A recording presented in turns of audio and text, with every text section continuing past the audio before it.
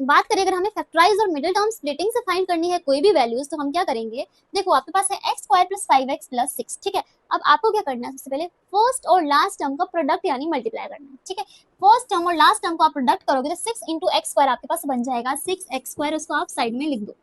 अब आपके पास जो प्रोडक्ट करने पर वैल्यू आई है, इसको आपको ब्रेक करना है यानी तोड़ना है छोटे छोटे पार्ट्स में, ताकि देखो आप ब्रेक करो इनको तो आपके पास 6 हो जाएगा 2 इंटू 3 और साथ में आपका एक्स स्क्वायर हो जाएगा x इंटू एक्स। ये आपने 6x स्क्वायर को तोड़ दिया छोटे छोटे पार्ट्स में। अब आपने आगे क्या करना है, आपने दो वैल्यूज बनानी है यहाँ से। वैल्यूज ऐसी बनानी ताकि उनको ऐड करने पर या सब्ट्रैक्ट करने पर यानी प्लस करने पर या माइनस करने पर बीच वाली वैल्यू हमें मिलनी चाहिए। अब आप देखो यहाँ पर हम देखते हैं 2x और एक 3x बन रही है, यानी हम लिखते हैं 2x और 3x। अगर मैं 2x और 3x को माइनस करूँ तो मेरे पास आता है 1, और 2x और 3x को ऐड करें तो हमारे पास आता है 5, यानी बीच में हमें 5x चाहिए। अगर हम इन दोनों को ऐड करेंगे तो हमें मिल जाएगा, यानी इन दोनों वैल्यूज को ऐड या सब्ट्रैक्ट करने पर हमें बीच वाली टर्म मिलनी चाहिए। यहाँ पर हमें पता लग रहा है कि दोनों को ऐड करेंगे तो हमें बीच वाली टर्म मिल रही है। अब आपको क्या करना है, ये आपका रफ वर्क में हो गया, यानी ये हो गया मिडिल टर्म स्प्लिटिंग मेथड से। कैसे, क्योंकि आपने मिडिल टर्म जो थी प्लस 5x उसको आप लिख सकते हो 2x प्लस 3x की फॉर्म में। ये आपका रफ वर्क है, यानी आपको रफ में करके देखना है कि आपने कैसे करना है।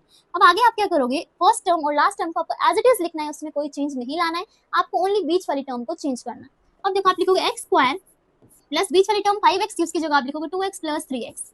जिसको हमने चेंज कर दिया, यानी मिडिल टर्म को बीच वाली टर्म को हमने कर दिया स्प्लिट कर दिया। लास्ट टर्म आपकी 6 है, एज इट इज रहेगी, ठीक है। ये आपका रफ वर्क था, इसको आप रिमूव कर सकते हो।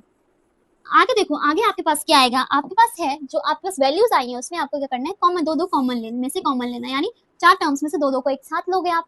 इन दोनों को साथ में लिए आपको क्या करना है, कॉमन निकालना है। एक्स स्क्वायर को देखो आप, एक्स स्क्वायर का मतलब क्या हो गया, आपके पास एक्स इंटू एक्स है, ठीक है।